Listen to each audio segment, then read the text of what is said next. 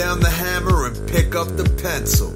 You're about to listen to the Savvy Radio Show. Learn from real-life real estate investors, experience revealed with the Savvy Landlord as your host. Yo, I'm back, and I'm back with one of my friends, a really great friend, someone that I supercalifragilisticexpialidocious admire. I have, I think, a future legend, I would say, Brian Nix. Now, if you've heard the podcast before, I wrote that podcast and I called him and begged him to come on the radio show. And I thought we were going to talk about bank funding because I was writing a book on bank funding. I'm still writing that book on bank funding.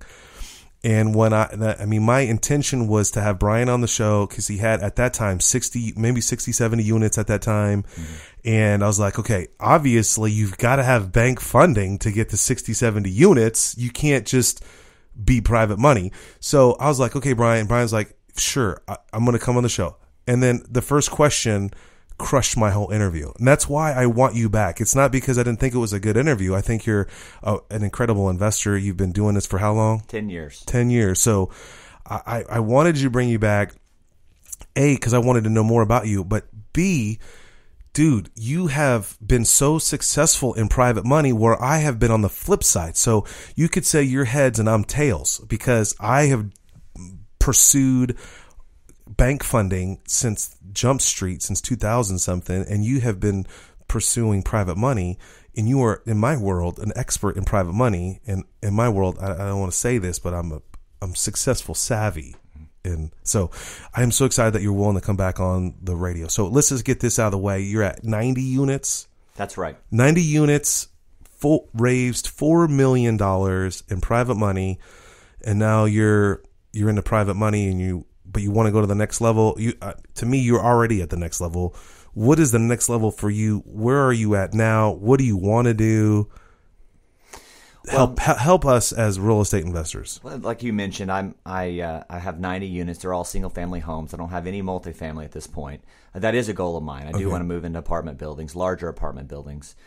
Just continue to grow. My focus has been on single family homes. I'm going to continue to focus on that. But if I can add some apartment buildings down the road, some larger units, then I'm looking forward to doing that. Always looking to raise private money. It's a passion of mine. I enjoy doing it. I love meeting people and dealing with the prospective lenders. And so those are a couple of areas that I'm going to continue to focus on. Awesome. So your approach on the private money is what I've learned from you is that you're helping them, right? I mean, that's kind of because it just fascinates me how you've raised private money and you're just real casual with it. For me, of course, I'm uneducated about it. That's why I've been all over private money. And it's like, but people think that way. Like it's easy for me to go borrow money. Does that make sense? Right. And so how'd you come up with the private money and how'd you, I guess, perfect your craft? Well, the idea was first introduced to me back in 2003. I was watching a late night infomercial once. I mentioned it on the last podcast, Carlton Sheets. And he didn't talk about private lenders per se, but he talked about owner carrybacks, owner financing. And so the seed was planted that you don't necessarily have to go to the bank to get a loan. The person that's selling you the property could do that. And fast forward 3 years, whenever I ended up doing my first private money deal, I just kind of backed into that. I was buying a house from an individual, and I found out that he wasn't the owner of record on the property; it was another lady, and so I had to contact her to get the release, payoff, and all that. And so I remember that. So when I went to the next deal, I remembered that she had financed this guy that was living in the house, and so I just contacted her on my investment property that I was looking at and said, "Hey, you loan money to him. How about doing it with me?" And so that's how I got started. Dude, this is awesome. So you didn't have no course. You just had an idea. You saw it. Well, at some point I did. You learned some of it from somewhere. Yeah, I was introduced to a course by Alan Calgill. I forget what the name of the course is, but I bought it. Yeah, he's got a great program. It really lays things out in a way that you can understand it. And so I studied that backward and forward and kind of learned some of the ways to do things. But as far as honing the craft, that just came with time. and revising my documents and figuring out what I needed. What to say, what the buzzwords. Okay, let's just get back to that original deal. How long ago was that? The one that you straight up found that number, called this gal. Was it 5 years ago, 10 years ago? Yeah, this was right at 10 years ago. I just celebrated my 10-year anniversary. So you were like a very brand new rookie investor. Brand new. So you had, how many units did you have then? Well, that was my fourth or fifth deal ever, but my second rehab deal. Okay, so was a fix and flip? Yes. Okay, so like, were you nervous? Can you remember? I know it's 10 years ago. Were you like, I mean, I was talking to another investor earlier today, and a lot of people are afraid of rejection. I mean, that's the number one fear of public speaking. Do you have that feeling, or were you nervous? Well, I mean, with this lady, I wasn't. She was really easygoing, and she had been in real estate for a long time, had been very successful, and she made it easy on me. Was she a real estate investor? Did she own assets herself, or she was just a private lender? No, she was a real estate investor. Okay. And she had accumulated a portfolio. At the time, I think she had about 150 properties. I didn't know it. You would never know it. You never see her around at any events or anything like that. Just she and her husband had built this business over many years. So whenever I called her, her answer was, sure. And of course I was like, Are you sure? Are you sure? Yeah. Amen to that, brother, because I just got private money. Like, I'm so excited. That's why, like, I got confirmation the day. I just asked, and they said, okay. Like, I'm nervous to ask another question, like, what's your fees? And then they sent over, like, this application thing. It's like, what are you going to do with the money? I'm like, okay. I think they're inexperienced as private lenders, but I've also seen all kinds of stuff. So when she walked you through the process, I mean, you were inexperienced. Did she know that? Were you upfront about that? This is your only fourth deal, and well, no, I didn't come out and say that. But at that point, that was my fourth deal or so. I mean, I'd seen closing documents before. I think maybe at this point I had been introduced to the course that I mentioned earlier, and so I had a general idea of what I needed to do. I'm proud of you. And so I didn't try to reinvent the wheel. I just tried to keep it as simple as possible. She made it easy. She led because she knew, but you played it quiet and calm, like you knew what you were doing. That's how I'm playing it right now. Well, honestly, she really didn't lead. She was laid back. And, okay. But I had the support from some relationships I had established at a closing company. So they showed me documents that I needed to use, and I just put it all together, and we did it. And we performed, and if you fast forward, that lady ended up funding several deals for me. Yeah, that was my next question. Do you still in contact with this gal? Still in contact with her, and over the years, she's funded several deals for me. Is she big, large, or should I put her on the Savvy Radio Show? You have to ask her. I doubt she'll come on, though. Usually people are undercover. I'm just the one that takes all the bullets. So did she grow? Just fascinated by. Do you know if she's up to like 200 units or she's just content back then, or just curious? Yeah, whenever I hooked up with her, she was content, and as a matter of fact, they've started liquidating a lot of things, and she's kind of gone in some different areas. Cool. And so she's just kind of kicking back for the most part right now. All right, so now we talked off there earlier. You said that you want to do a lot of refi, you want to grow per se, but you feel like you can't grow with private money. Is that what you think, or did I articulate that right? Why would you want to know more about bank funding, which is that you've dominated in 10 years on private money? Is it a cost factor?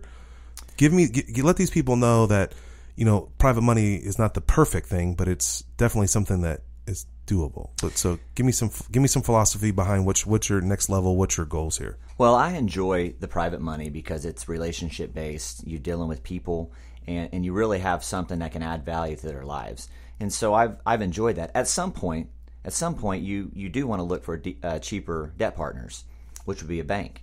And so that's where I am right now. I'm looking because I've got several properties that I've been paying on for a lot of years, and we're in a really good equity position. So I'm looking to bundle those up and cash out. To the bank. Is your goals to cash out or just refinance? Get them, just save points, save interest rate. Yeah, just save interest. I'm not necessarily looking to cash out. I really want to own things free and clear. That's just a personal goal of mine. Sure. So if I can lower my debt service just by simply taking them to a bank, then that's something I'm looking to do. Just say if you have $1 million out in loans, 1% makes a huge difference. Right. It's worth the refinancing. Wow, that's pretty exciting. So how many people do you deal with? Like right now, your portfolio, you got 90 units. Is it all private money or have any banks at all? Yeah, I do have some banks. Okay. From way back in the day. About 80% of my portfolio is private money right now. Okay, so how many people are you dealing with right now? Approximately 20. So the only 20 investors have, do you have a general idea? Like, is it $1 million out there? A couple million? Oh, right now? Yeah, like if you add it up, just kind of roughly, just round them off. Yeah, about $2 million. So you're servicing $2 million of private money, which is amazing. It's exciting. How are you handling them? How are you organizing them? Do you throw parties? Hey, private money party at the end of the year. I know you got some cool creative things that you do. I love, and we're going to get them out, how you interact with them at the end of the year, which I think is phenomenal. And I love that you have a dream to do a podcast or a blog coming up, private money tips, but I don't want to get the cat out of the bag. So how do you handle 20 people, $2 million of private money? Is it a system? Do you have a loan program that you type crap into? I try to make it as easy for them as I can, especially the folks that are just mom and pops with some money sitting around that want to do better with their money. So we do everything for them. Obviously, we're servicing the loan. We don't cut any corners. That's the bottom line. Mm-hmm. We treat them just like a bank. And initially, that's how I communicate it to them. Hey, Mr. and Mrs. Prospective Lender, we're going to treat you just like the bank. All the same securities, insurance, et cetera, et cetera. And so, we that's how we treat them. At the end of the year, you'd mentioned I do all that work for them too. Technically, it's not my responsibility to do it. And some people cut that corner. Well, you can cut that corner because I know how much interest I've paid them. So I have what I need for my tax return. But you don't want to jam them up and get them in a spot to where if they ever get audited or whatever the situation is, they need to know. What's that form called? 1098. So you issue out 1098s. Well, I issue it to myself on their behalf. They look at it, they approve it. And, okay. And then so you put the form. It's like a 1099, like I do for my contractors. Like, this is how much I paid you. Good luck.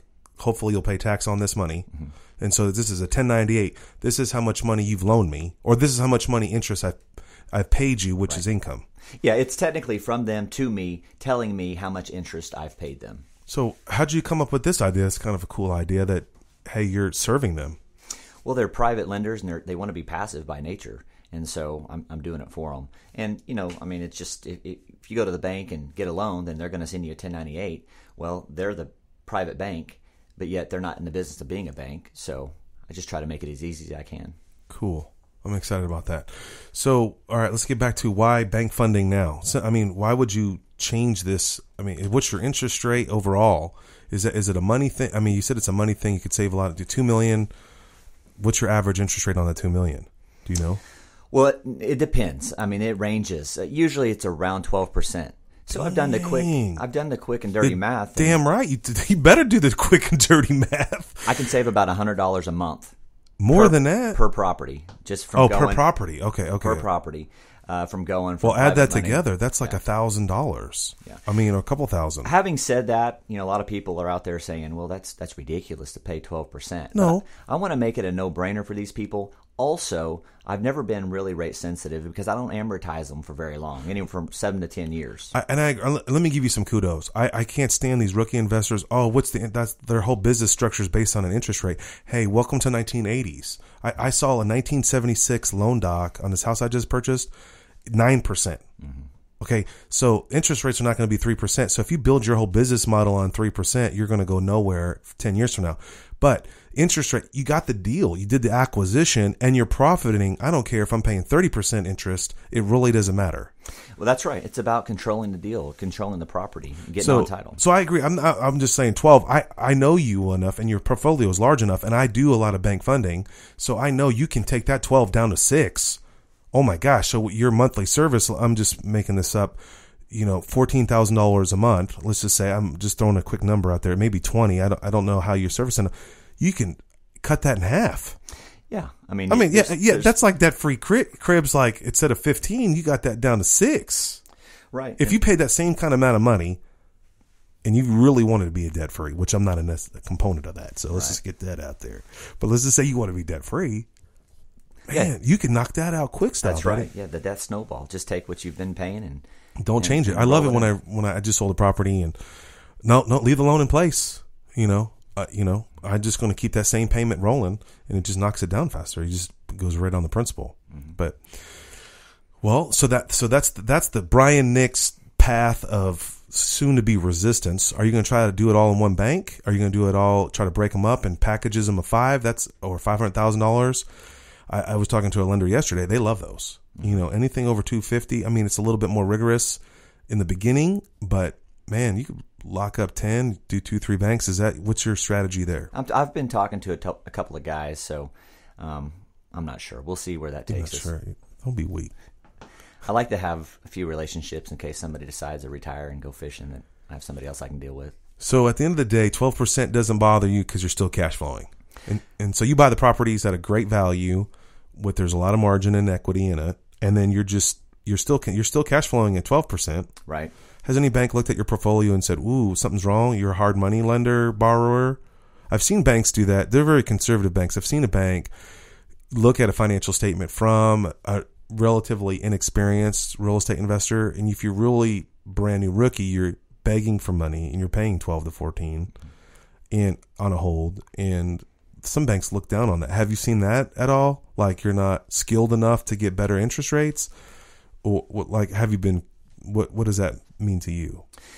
No, I haven't. But truth be told, I haven't talked to any banks in quite some time. Yeah. So that's where I am in the process now, is to start having those conversations again. When I first got started, I dealt with banks all the time. Okay. But I think it comes, whether it's a bank or it's a private lender, that person's asking themselves, is this guy, can he do what he says he's going to do? Yeah, it's totally. about Number credibility. one. What kind of an operator he is, or is he? And so one question I ask myself, and I encourage other folks, I get calls all the time about private money, is if you were a prospective lender, would you loan money to you? I mean, would you? So... Meaning you say that to the private lender that's calling you and offering money to you? Well, that's a question we need to ask ourselves. If we're seeking private money or even bank money, would you, Well, that's interesting, man. We're so on the same wavelength, because I talked to a bank, a private lender or whatever yesterday, and, we do non-recourse loans, and I just I was like, I personally guarantee stuff. Like, I'm not Donald Trump trying to get over. I'm not saying that's negative or wrong. Of course, I'm a savvy business person. I don't want to be responsible, but I feel confident enough in what I'm doing and the success that I've had. I'll personally guarantee the stuff. Now, cross-collateralized stuff, I get a little nervous because I think it should be based on that specific asset, that money, because things do happen. Thank God I have not had a default. But I think it's interesting, Brian, let's just recap here. I'm a guy that's been doing it for 15 years or 17 years. You're a guy that's been doing it for 10. Seems like you've been doing it for 20, your knowledge. But we'll just leave that alone. So we're equal in our skill set. I have spent 10 years on bank funding. You spent 10 years on private money. It's hysterical because I'm trying to get over onto your side, and then you're flirting with this side. Now, is it faster, easier for you for private money? Because I literally can close deals in 5 days if the title work is ready. Like I pull the appraisal, usually takes 48 hours to get the appraisal, depending if it's the weekend. I turn in an appraisal request on Friday, Monday. The bank's like, hey, this is the appraisal. This is how much we're willing to lend. Mr. Van Kellenberg, how much do you want to borrow? No, I know folks, you're hearing that. You're like, oh, wow, that's so great. I'm not trying to be cool. I'm just trying to set the stage compared to we're doing tit for tat here. How is it like for you with private money? What's the process with you? Because I just told you how I do it. Now, on your side, you have no fees, or let's just get to your side. Well, I've had deals that I've closed the next day. Oh, shoot. So, it doesn't always work like that. But once you develop a relationship with somebody and you've performed and you've done what you said you're going to do, then it can go that quick. I've got one guy that loans me money, and I call him up. I tell him what I need. He asks me when I need it. And there's been times where he'll wire it over the same day. And so that's awesome. No appraisal, no nothing. No docs. I know. No address, nothing. I know. I know. It's so it's so, I don't know the right word. I can't. It's so, it's like a strip club. It's the Wild West. I mean, people just loan money. I mean, now again, I'm established. I have a portfolio, and this is a true story. I just requested money because I'm trying to learn private money. I heard about this guy had private money. I said, hey, I just sent him a text. They replied back, yes, I am. I was like, wow, I got this deal. I need to borrow $80,000 or $85,000. I got it under contract for $65,000. I figured it's going to take me 10 or 15 holding costs. I want to do a no money down deal. Boom. This is a hold. And I requested $85,000. They're pretty savvy people. They're investors themselves. They have a real estate agent on their team. So they pull comp. The next day they sent me this 60-page outrageous MLS report. Like, you fart, they know about it. It was the most fascinating document I've ever scanned through. And they said, due to our comps and what we do, we can only offer you 60. Now, at first, if I was desperate, I would take the 60. Do I have the cash in the bank? Yes, to cover the 25. But I was like, wait, so then for fun, I called the bank and ordered appraisal. The real appraisal came back at 125. So what did I do? I emailed that appraisal to that lender and said, hey, not to be weird. I mean, this is, I'm trying to practice here on private money and I want to, be beneficially for you and beneficially for me. They said, okay, we'll do 80. It's just remarkable. Mm-hmm. I mean, it's just, I know people physically that have never been in real estate before, got a $120,000 deal, locked it up for 60, and someone wired them 70. Mm-hmm.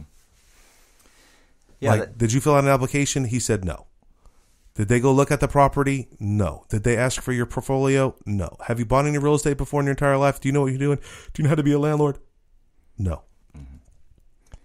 Yeah. Is it that simple? I mean, it's like a freaking infomercial. Yeah, it is that simple, but you've got to develop those relationships to where, they're wiring you the money the same day or the next day.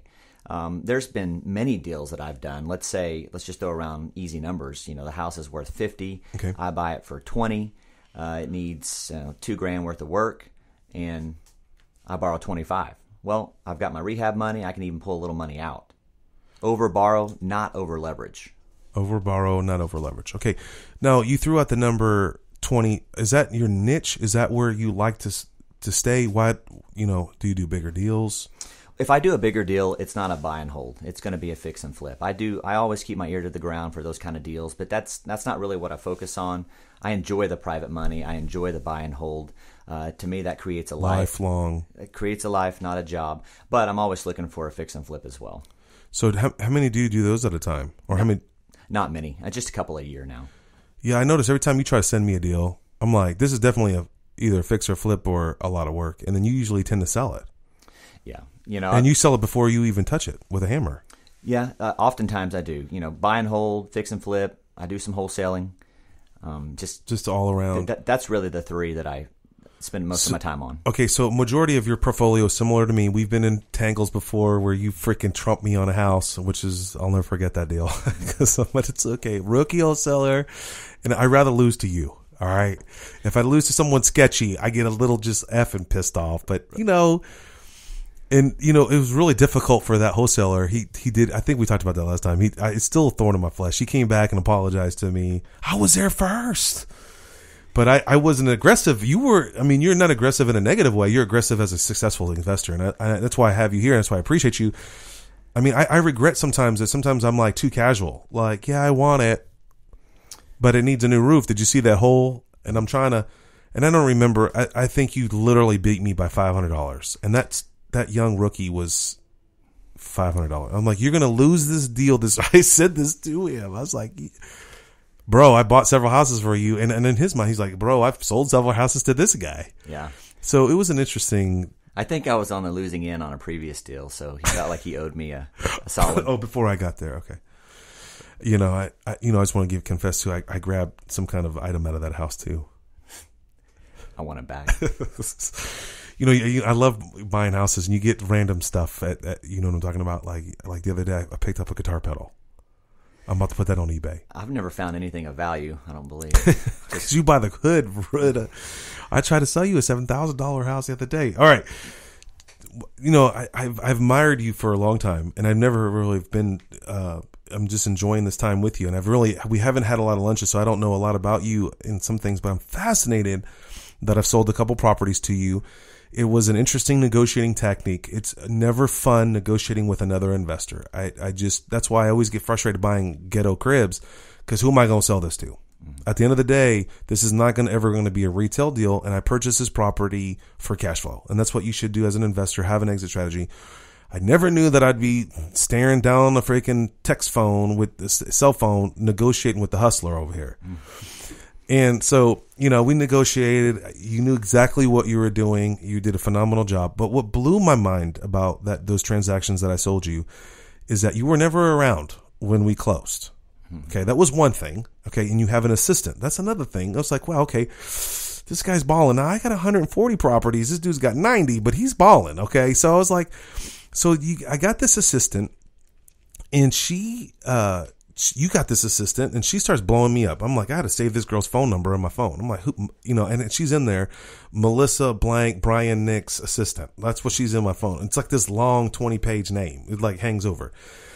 Yeah, we need to close this deal. I'm like, what do you mean? Like, yeah, this gal drives to my house in Edmond, out in my driveway, has some documents, and has a cashier's check. No HUD-1, no title insurance. Is this a normal business practice for you? Because I was trying to beat her up for about 10 minutes. Like, who are you? Where's Brian? This is uncomfortable. I don't mind you being at my crib because you got a cashier's check. But you do table closings. Why do you do that? Is this a business model? And you trust your assistant to, we're dealing with not mortgages. We're dealing with title and deeds and we're doing it on top of a trash can in the middle of Edmond. So tell me about that. Well, it just comes down to risk assessment. We do due diligence. Title report? We'll do a title report. Okay. We'll have, depending on, how clean or not clean the deal is, we have an attorney that'll do that for us. Okay. And so we can get a pretty good feel for what's going on. The dollar amount also factors into that. If it's a bigger deal, we're going to go to the title company and get title insurance. But if not, and we feel pretty good about it and we've done our due diligence, everything's squeaky clean, then we'll do what you refer to. And you know me, but I know that's not why we make decisions, is because you know somebody. But you mentioned the word title insurance. Now, I'm a component of title insurance, and I've actually been burned on a massive deal. Not a lot of money, but it killed me, where I paid a house off. The guy took the money, disappeared. And, and I didn't have title insurance, and it got clouded. This is a bunch of drama. I noticed that I always get and you are betting on my title insurance, or how does that title insurance work for you? And on these small deals on this table closing, you're not getting, no one's issuing you title insurance. Does that affect, what runs through your mind on that situation? That's one factor we look at, when we're determining our level of risk. Yeah, when you bought it, you got title insurance, then I know that everything we're covered back to that point. And then if you're giving me a warranty deed, then you're guaranteeing the quality of that title. I know as long as I don't encumber that title and something pops up, I'm going to come back on you. Because I give you the warranty. Right. Okay, cool. And so this gal, okay, so you got this assistant. How long have you had an assistant in your life? I know that you're a full-time investor. This is what you do. You're out there doing it all day, every day, grinding it out. When did you decide to hire an assistant, and how did you start training them to do these, I think, not casual transactions? Well, whenever I hit 15 to 20 properties, it got to the point where I had 15 or 20 I was holding. At the time, I was going pretty hard and heavy on doing rehabs, and my phone was ringing nonstop, 80 times a day if I had a few vacancies at once. And I just couldn't make any progress because the phone was ringing so much. That's when I started getting help. And I started off with a couple girls. They would come and they go. And so as I just kept building, the girl that you mentioned, I think she came on whenever I had about 25 properties. Wow, she's been there for a while. Yeah, she actually just left. And she was drinking the Kool-Aid, because I can't wait to get to that point. I may have mentioned in the last episode, but... Well, yeah, so we kind of grew together, and we developed some systems and checklists. And so she knew that whenever she went to your house, she had all the documents she needed. She had a checklist, just check. Yep. Done. Doesn't have to be complicated. I'll try to keep it as simple as I can. Another cool thing is that I sold you another property, and she had to get the release, and she jammed up the bank. I thought that was kind of cool. This gal knew what was going on. So I was really fascinated, because I need more people in my life. I need detailed people. And so then I was like, I'd really jammed her up at my house, because, we were on my property. Mm-hmm. So how do you know Brian? How'd you meet? Oh, I answered an ad on Craigslist. Mm-hmm. Okay. That's weird. And then she said, then I was like, so where does he get his money? Because I'm just straight up gangster. I'm like, dude, where is this guy getting this money from? Well, I can't say anything. And then, of course, I beat her up. I'm like, next thing you know, her family loans you money. Is that a normal practice? Are you running around telling people, hey, I'm a real estate investor. I do private money. I help people. What's your elevator pitch? How'd you get her to drink the Kool-Aid? Well, with her, she had been with me for several years before her dad started loaning me money. Okay. And so we had credibility. She knew, or her dad knew what she was doing and what we did as a company. And you paid her on time all the time? Paid on time. So a relationship. And he was not my first lender. So at this point, we'd built credibility and a track record that we're going to do what we say we're going to do. But as far as the elevator pitch, I try to make it natural. I don't can anything because then it's awkward and you get nervous because it's just, not natural. So what is it? Tell me, we're natural. I got $100,000 ready to roll. Tell me about it. Well, I find a way to bring it up, and usually it ends up with, hey, what do you do? And I just tell them something along the lines, and it's different oftentimes, but I'm a real estate investor and I do this type of deal or this type of deal, and instead of going to banks, I go to people that have money laying around in a CD or a savings account or an IRA. And it's casual. And by the way, I'll pay you 12% to borrow your money. And you straight out you start with 12. I do. Why is that? I want to make it a no-brainer, and I'm not rate sensitive, and I'm trying not to be greedy. I want to make it a no-brainer because I know I have something to offer these people. Yeah, I could probably get it less. Sure. But even if the most I'll amortize it is for 10 years. Okay. So when you start backing out the numbers... So it's heavy payment. Well, it depends on how much you borrow. And on a $20,000 deal, it's still like a $300-$400 payment. Yeah, on top of my head, I think it's around $275, $280. 12%, 10-year AM. Okay. What's so fascinating is that Pat is 6%, no more. Mm-hmm. Fascinating. You're like on the opposite side of the spectrum. Well, he's been doing it a lot longer than I have and raised more money than I have, so he's probably got more prospects to select from. Sure. No, there's nothing wrong with it. I think your business model is ideal. It doesn't really effing matter about the interest rate. I almost want to get a t-shirt that says that. Like, look, dude, if the deal is making you money and you have no equity you have no skin in the game in essence, and that's the power of private money, I'll pay 12%. Is this a long-term thing? No, it's not. It's an acquisition thing, right? Is that your main gist of private money? And that's what it seems like to me. I'm still digging into this deal. I'm still learning this game. I can't wait to learn from you. But is that what it usually is known for? Well, what are the odds that even if I amortize it over 10 years, and I have several lenders that will do a full 10-year term, okay? What are the odds that I'm actually going to pay it for 10 years? A couple of things are going to happen. One, appreciation. Could sell it? I'm going to sell it. Refi it to a lower interest rate. And talking about selling it, I've had several this year. It's been crazy that I've just kind of backed into selling. Folks that I'm renting to, or ones that I have up for rent, and I'll have a realtor call me, or they'll call me directly. Hey, will you sell it for cash? I'm like, let me think about it. Yes. Yeah, the market is stupid hot. I've got some that are ammed for 10 years, and 2 years in or whatever it is, somebody wants to buy it for cash. I'm gonna sell it, especially now. Dude, okay, this is awesome. We're at 30 minutes, so let's kind of wind this down. I got one quick question on the gal that loaned you the money from her dad.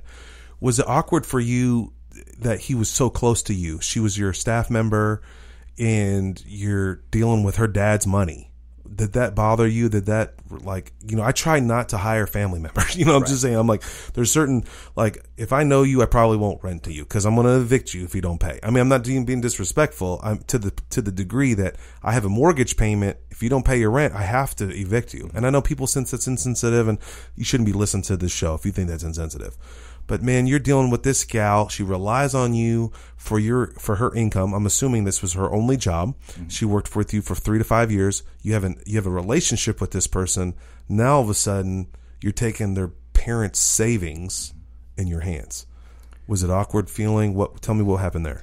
It wasn't awkward dealing with him, just because this is a relationship business, so everybody I deal with, I have a relationship with. So if there's ever an episode of default, it's going to be awkward no matter what.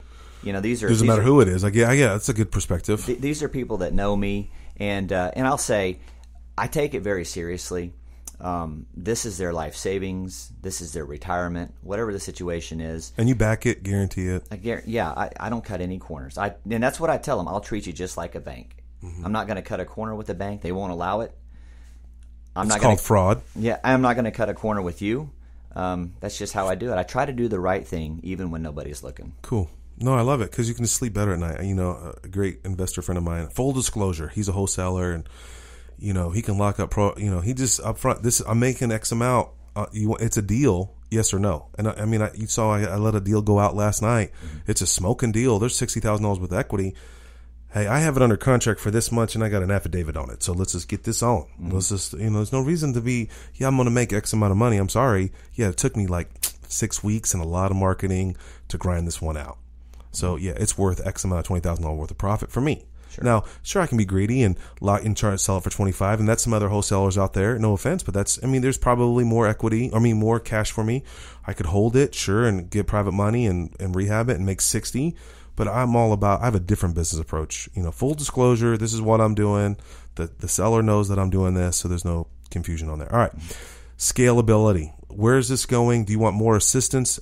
I know that the questions that you ask me are just awesome. Like, who do you have on your phone? And I know I respond back like you're probably thinking this guy's a joker. Like I'm like, I have a senior citizen that answers my cell phone. What's up with that? I could tell just our interaction that you're trying to go to some level. Mm-hmm. How do you have a plan in motion? Do you have more assistance? Because like January 2017, I'm going to hire someone that's going to help me with Savvy. But tell me what your plan is. Well, I'm reevaluating everything, all my systems, and trying to leverage technology better. I've been pretty bad at that. Sure. I just actually hired another girl yesterday. I'm really excited about. So your original to replace the last one, or is this number 2? This is number 2. Cool. Yeah. So I've got a new property manager in place now, and then I hired another girl, and so I'm looking at just tightening up my systems to where we can get this thing where we can scale it. Okay, how about this? So money's not an option, like big vision here. Would you have an acquisition manager, property manager? Let's, roll out some titles and some staff that hey, there might be someone out there willing to work for free. Dude, I would mentor under you. I mean, I'm being serious. Like I've been, thinking about, I need to hire a coach. I coach a lot of people. I'm an expert in but I am not an expert in private money. And, don't charge me a lot, but it's for real. Like I really want to know more about it. What other job? There might be someone, because, you read Rich Dad Poor Dad, work for free for somebody. I got someone working for free for me right now, and I make them do jobs, and I'm teaching them stuff. What jobs do you need fulfilled? Or what in the big vision, like, man, you're CEO of Coca-Cola. I need a blank. I need a blank. I need a flyer person. Like I need someone to help me write copy for my products. I got a lot of products coming out this year, 2017. Maybe a private money product coming out with my boy Nix. But Big Juan, tell me what would it be? What would excite you? Acquisition manager? Yeah, that's one. Acquisitions manager, sales manager, property manager. 3. Keep going. General manager. Amen. That's what I got. Travel agent. Okay. How about an accountant? Bookkeeper. Yeah. Bookkeeper. That's on my dreams go. I'm not playing. I want someone to roll up in here. Hey.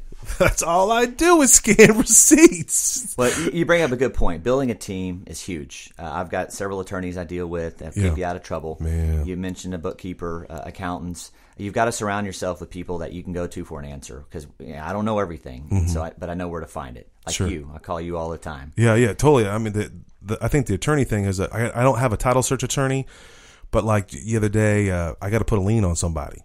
All right. I mean, I got a problem with somebody. I got to put a mechanic's lien on somebody. 2 seconds. I email my attorney. Bing, bing, bing. Right. Do this. Here's the form.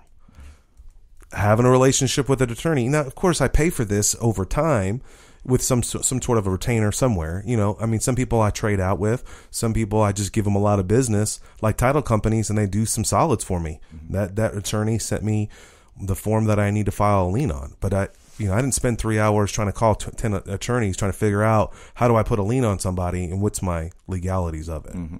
So, you'd asked me about big vision. I'm really big on systems. I'm a big fan of the book, The Eve Myth Revisited. Actually, Michael Gerber, if you don't know about it, you need to get it. That's right. And it's just about systemizing your business where it'll run without you. That's an asset. Anything less than that is a job. You stop working, you stop getting paid. So my overall big vision goal is to systemize it where it'll run without me.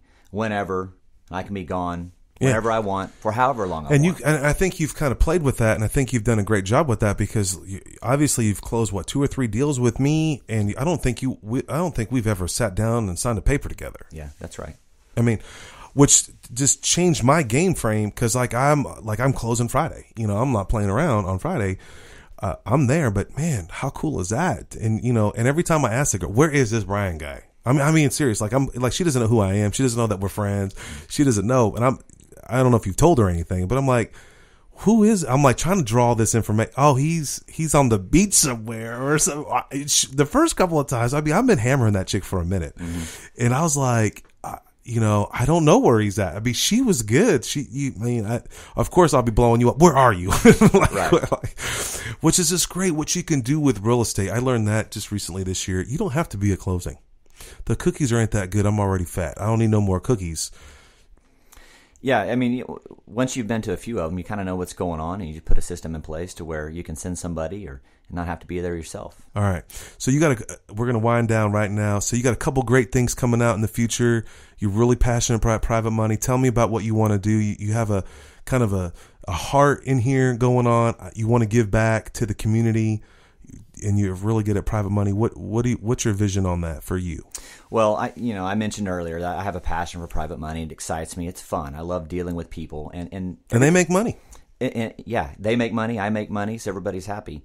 Nothing I do, I didn't invent any of it. I learned it from somebody else, and so it's the least I can do to share with people. So you'd mentioned earlier, I'm gonna launch a blog at some point, privatemoney.tips, www.privatemoney.tips. Oh, now we're gonna hold you to it. Yeah. Let's get an ETA. Give me 2 weeks. That's serious? Yeah. That's awesome. I don't want to clown somebody, but I did an interview with somebody not too long ago, and I made him commit on the radio. Do you know what that podcast that he needs to do a deal by November? I remember. Yeah, I texted that dude the other day. I'm calling him out for real. Well, now everybody's heard me say on the podcast. That's exactly right. So 2 weeks. This is October 5th.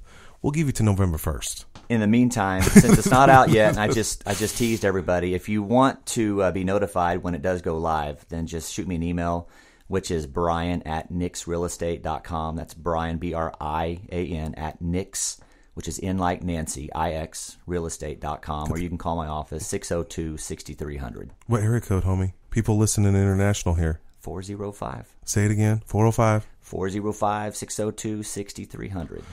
It's so cool. I am actually working on a private money mini class of understanding private money. So I would love to be a guinea pig of whatever you're coming out. So I'll be all up on it. Maybe you'll have your own podcast. What up? Can you do it? Yeah, just let me use your fancy equipment here. For a fee. I got a rental. It's the least I can do. You've offered a lot of help to me. No, man, you're awesome. Hey, well, ladies and gentlemen, this guy's authentic. He's doing it. He's going to be a regular on the show. I'm excited about the private money blog. I don't know why I'm so consumed. I don't regret, but I learned private money the first time was 7 years ago. I was at a conference in Dallas, learned about Alan Cogill, spent the $2,000, never opened the effing book. I'm that guy, buys all the courses. Now, at 43 years old, I read them now, and I study them, and I'm killing them now. But I just regret that I didn't go back. You got so many years on it, but I've mastered one area. I'm all over. So I'm truly excited about what you're going to be coming out with. 2 weeks. 2 weeks. You said November 1st. November 1st. So that's a good goal. So, all right. Well, Brian, whatever you do, what do you do? Buy assets. Thanks for listening to the Savvy Radio Show.